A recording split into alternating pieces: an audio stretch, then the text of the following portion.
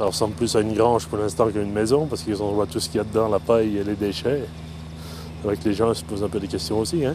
La réaction, c'est toujours la même, hein. C'est la maison des 3 petits cochons. Hein. Alors après, les questions, c'est si les souris se mettent dedans, est-ce qu'on pourra fumer dans la maison? Hein. Si on joue au ballon, est-ce que le crépi ne va pas tomber quand on va jouer, si le ballon tape après le mur? Hein. C'est M. Blandin qui me fait toute l'ossature bois. Moi, je pose la paille. Et après, donc, il y a l'enduit, le façadier qui va venir, qui va faire les façades. Et puis, moi, je fais tout l'intérieur.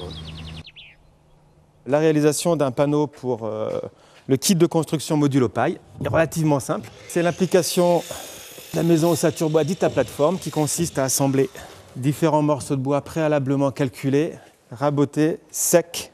Tous les panneaux sont manuportables. Autrement dit, on les prend à la main, pas d'engin de levage, et tout est conçu pour la botte de paille. Voilà mon cadre. Donc le panneau de contreventement va permettre à, comme son nom l'indique, à contreventer. Autrement dit, c'est le panneau qui va s'opposer aux différentes forces latérales. Il ne reste plus qu'à l'emmener sur le chantier et à le poser à côté d'un autre panneau.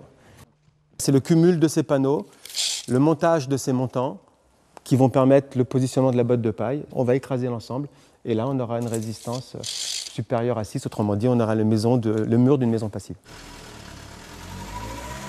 Aujourd'hui, nous en sommes sur la fin de l'isolation. Il nous reste encore les pignons avec une partie en bardage côté nord et côté ouest et puis une partie en crépi chaud pour les autres façades. Le bardage étant des lames de bois qui sont assemblées les unes aux autres et posées sur la façade. Généralement, on dit qu'une maison est en bois lorsqu'elle a une apparence en bardage. Ce qui veut dire que sur cet aspect, ça reste un aspect tout à fait conventionnel. On ne pourra pas savoir que c'est une isolation en paille. L'aspect écologique, c'était pas le but principal aussi. Hein. C'est aussi le coût. Parce que comme j'ai un budget qui est très limité, la paille, je peux la poser moi-même. C'est moins compliqué que mettre des parpaings. Hein. Moi, M. Blandin m'a expliqué l'autre jour, mais de toute façon c'est simple. Hein. Le plus dur, c'est pour découper un peu les bottes. Parce qu'il y en a, il faut les réduire en longueur. Hein. C'est plus simple que mettre des moellons, parce qu'il n'y en a pas besoin de mettre de cordeaux, on n'a pas besoin de mettre de niveau. On suit, comme il y a l'ossature, on vient emboîter dedans. Hein. Il suffit d'avoir un peu d'huile de coude. Hein. C'est surtout aussi pour les économies pour le chauffage. Hein.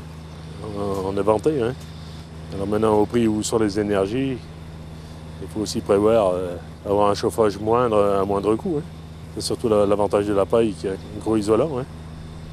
Pour l'instant, la maison en paille est très peu répandue car il y a un manque de savoir-faire chez les professionnels, donc ça reste dans le monde des autoconstructeurs et le monde associatif. La botte de paille est un déchet agricole.